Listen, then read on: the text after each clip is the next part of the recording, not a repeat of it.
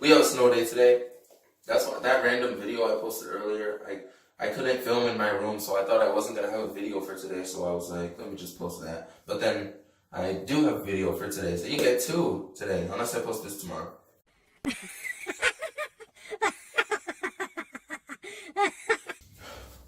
Hello. Move. I know what you're thinking. Jam, why aren't you in your room with your bookshelf? And I have an explanation. It's not easy to find a place to film. You have to have the lighting. And you have to have a room where it's not too close to other people because they'll hear you. And it's awkward when you're talking to yourself and other people can hear you. I'm here because my room is next to my mom's room. I mean, not really. It's actually all the way across the hall, but like, I don't know. I'm here, okay? Just be happy that I came! Today we're going to be talking about the tales of Beedle the Bard. I'm going to be reviewing this. I don't know if it's like a review, more like, I don't know, a book talk, because I'm not really good at reviewing things. I'm kind of just going to talk about it. So, anyway, I know I'm not in front of my bookshelf, but like, technically I am. I brought this, so it's like a bookshelf. It's a shelf. There's a book. So anyway, this book is it's written by JK Rowling, but she's writing it. You know, how does books fall everywhere I go? Like, really? This isn't even my bookshelf and it's falling.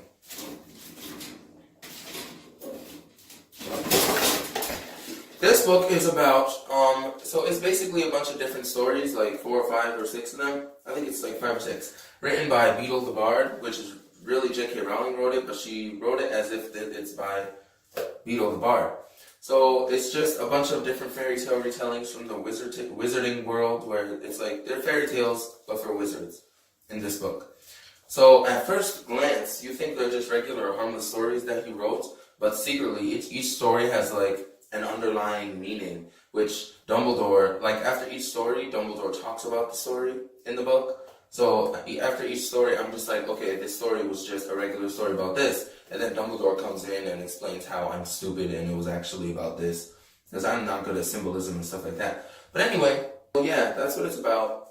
I liked it. I would rate it like, it was really small. I started it in the morning and I finished it before school ended. As you know, I like to read during school. So like, it was really short. I would give it a 5 out of 5, but it was like, I mean, I give it a 4.5 out of 5.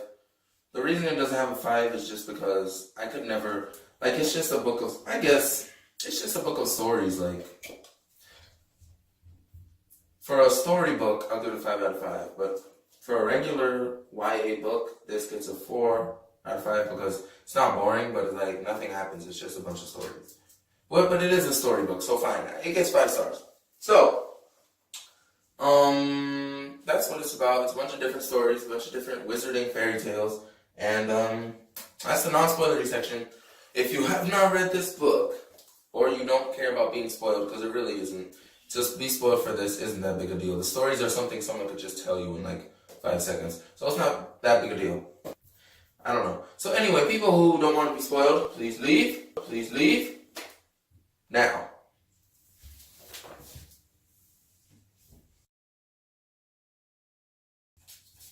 Okay, so the book starts. He tells us how like all the royalties from this book is going to go to the children's high level group, which is really nice. And so, you know, that's good. It sucks that I didn't buy this. Like, I got it from the library, so. The Wizard and the Hopping Pot is the first story. I thought the first story was just weird, and like, I don't know. It was the dad, so if you read it, you understand what I'm talking about. The dad of the kid, I guess he knew his son was going to be an asshole. Otherwise, he wouldn't have, like, casted the spell on the pot to follow him around doing nasty stuff so that he could, you know, do good things. So he must have known that his son was not going to want to do things. So I like the story, but like at the end, the son helped the people, but he only helped them because he didn't want the pot to make noise and be weird again. Like, that's the only reason. I would prefer if he actually learned his lesson and became good, and that's why he wanted to help them. But yeah, that was that story. It was okay. And then Dumbledore comes in and tells me that it's actually about how it was about like muggle loving and stuff, and I was like, oh, I didn't see that at all. Because the dad was helping the muggles and wanted his son to help the muggles, and I was like, whoops, missed that. Story, Fountain of Fair Fortune, that was my favorite of all the stories. Because, I don't know, I just really liked it. Like, I don't know, I didn't see it coming that the fountain was like, actually, I should have seen it coming, but I didn't see it coming that it wasn't an actual magical fountain, but I liked it. I really liked it. I don't know, it was simple, and it wasn't too, complicated. I liked the characters. I mean, they were they're characters, so it's not like we get to know them or anything, but I like them. My favorite part, like, I was so touched when the first lady, Asha, she was like sick and she was about to die, and then Althea made her like a potion of these plants and stuff, and then she gave it to her, and then she was cured of her disease, so she didn't need the fountain anymore, and she was just immediately like, I'm cured, let Althea bathe.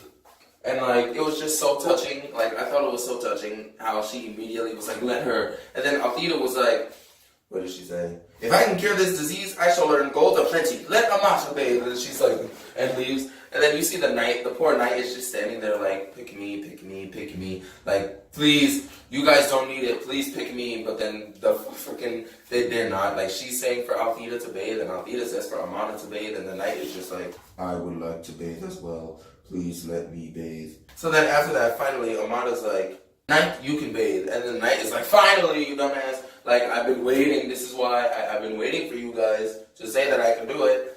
So it was like, I feel like he knew all along that they were going to pick him, and he was trying to just act like, oh, she's going to let her bathe instead. Yay. You knew. Please, you knew.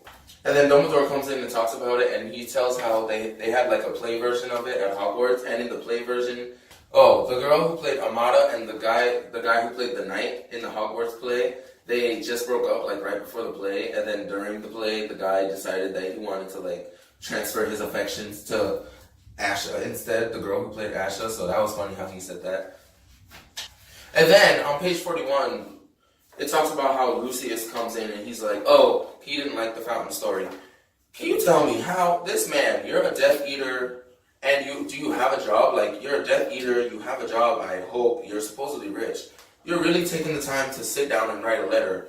I am Lucius, and I think that these students should not be learning about because this, and that. I will write a letter and send it in. You really took all the time to do that? Like, go get a job, go do something, please. What are you doing? Sitting here, nobody cares. Then Dumbledore roasted him, like talking about how he's not pure blood and the pure bloods are all liars, and basically he roasted him hard.